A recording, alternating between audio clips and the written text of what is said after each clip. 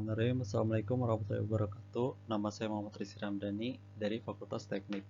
Di sini saya akan mempresentasikan hasil jurnal saya yang berjudul Penerapan Lean Manufacturing untuk Mereduksi Waste pada Proses Produksi Reduced Chair di PT Heli Furniture Indonesia.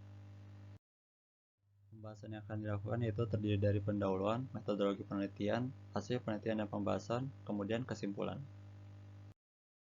PT Heli Furniture Indonesia merupakan perusahaan manufaktur yang bergerak pada bidang industri furniture yang memproduksi beberapa jenis kursi outdoor berbahan baku stainless steel.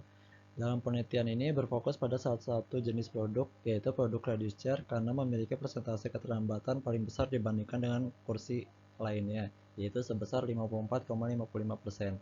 Pada proses produksinya, terdapat beberapa waste yang ada pada lini produksi, seperti adanya produk cacat dan adanya penumpukan inventory berupa WIP yang ditemui pada stasiun kerja polishing.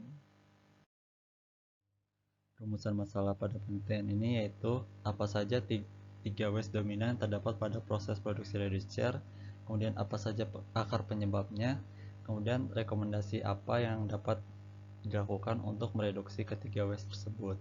Kemudian tujuan penelitiannya yaitu mengidentifikasi tiga waste yang dominan pada proses produksi reduced chair, kemudian mencari akar penyebab dari setiap waste tersebut, kemudian memberikan rencana atau rancangan perbaikan untuk mereduksi waste.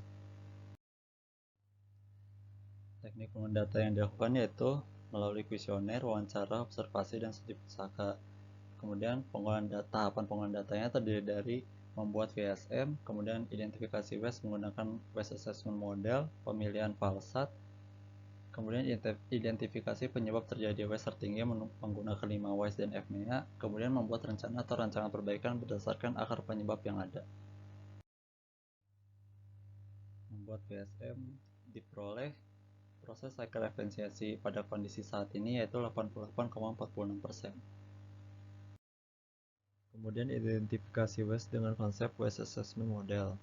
Output dari tahap ini yaitu didapat 3 waste dominan yaitu waste defect sebesar 25,07%, excessive processing sebesar 17,02%, dan transportasi sebesar 14,46%. Kemudian ada hasil pembuatan falsat. Berdasarkan gambar tersebut diperoleh tools yang akan digunakan untuk merinci setiap aktivitas yang ada pada rantai produksi, yaitu menggunakan proses activity mapping atau disingkat PAM karena memiliki skor tertinggi yaitu 544,77. Kemudian di sini hasil dari proses activity mapping diperoleh lead time sebesar 19.824,67 detik. Kemudian dilakukan identifikasi waste menggunakan root cause analysis untuk ketiga jenis kategori waste. Setelah itu melakukan failure mode and effect analysis waste dominan. Diperoleh nilai RPN tertinggi terdapat 3. Dari nilai RPN tertinggi itu, akar penyebabnya harus dibuat rekomendasi perbaikan. Rekomendasi perbaikan yang dapat dilakukan untuk waste kategori defect yaitu dengan cara memperketat pengawasan selama proses produksi berlangsung. Kemudian untuk kategori excessive processing yaitu dengan cara publikasi SOP pada lantai produksi. Kemudian pada waste kategori transportasi yaitu merancang ulang layout pada lini produksi. Proses activity mapping setelah perbaikan diperoleh lead time-nya menjadi 19.048,8 detik. Berikut merupakan rekomendasi layout produksi. Diperoleh jarak perpindahan saat ini sebesar 161 meter, sedangkan setelah perbaikan diperoleh 134 meter. Kemudian setelah rekomendasi perbaikan dilakukan, diperoleh proses cycle efisiensinya meningkat menjadi 88,92%.